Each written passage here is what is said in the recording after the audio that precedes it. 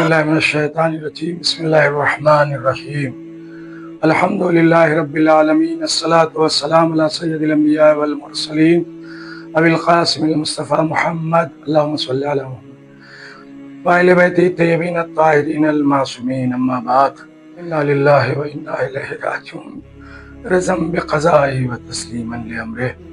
سوگوارو مولا علی اس دنیا سے آخرت اور عالم جادوانی کی طرف کوچ کر گئے۔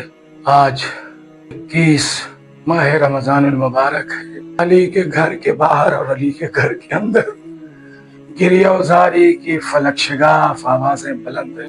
کوئی کہتا ہے میرا آقا چلا گیا، کوئی کہتا ہے میرا مولا چلا گیا، کوئی کہتا ہے ہم یتیم ہو گئے، کوئی کہتا ہے کہ ہمارا سہارا ہم سے جدا ہو گیا۔ اے ارباب عزا، غسل و کفن کے بعد جب امام حسن اور امام حسین گھر سے تابوت لے کر نکل رہے تھے تو علی کی بیٹیاں پچھاڑیں کھا رہی تھیں اور کہہ رہی تھیں اے بابا، ارے جب ماں چلی گئی تھی دنیا سے تو آپ نے ہم کو سنبھالا تھا اور آپ کا سہارا ہمارے لیے تھا، لیکن اے بابا اب تو آپ بھی جا رہے ہیں، کس کے سہارے ہم جیئیں گے؟ علی کی روح تڑپ رہی تھی، بیٹیوں تم رو، لیکن اس سے زیادہ رونے کے دن ابھی تمہارے ہیں جو کربلا کے بعد شروع ہوں گے، اور شام و کوفہ میں بیٹیوں تمہارے رونے پر تمہیں تعزیانے اور کوڑے لگائے جائیں گے۔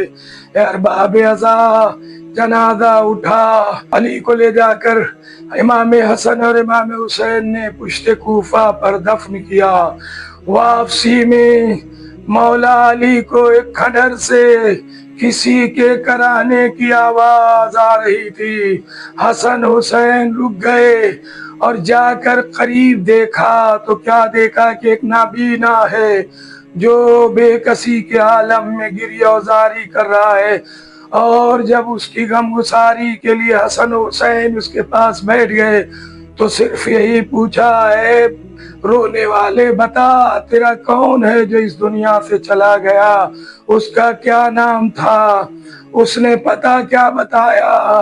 بڑے اصرار پر اس نے بتایا کہ میں نے ہمیشہ اس غم گسار سے پوچھا تمہارا نام کیا ہے تو ہمیشہ اپنا نام نہ بتا کر کہتا تھا ایک مسکین کے پہلو میں بیٹھا ہے، ایک غریب کے پہلو میں بیٹھا ہے، وہی ہمیں کھانا اور پینا اور منہ دھلاتا تھا، وہی ہمارے لیے اسباب زندگی فراہم کرتا تھا۔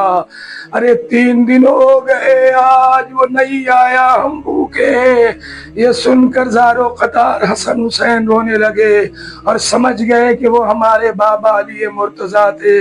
یہ سن کر کہا، اے شخص، ارے وہ کوئی اور نہ تھا، دونوں جہان کا بادشاہ ہمارا بابا علی مرتضیٰ تھا۔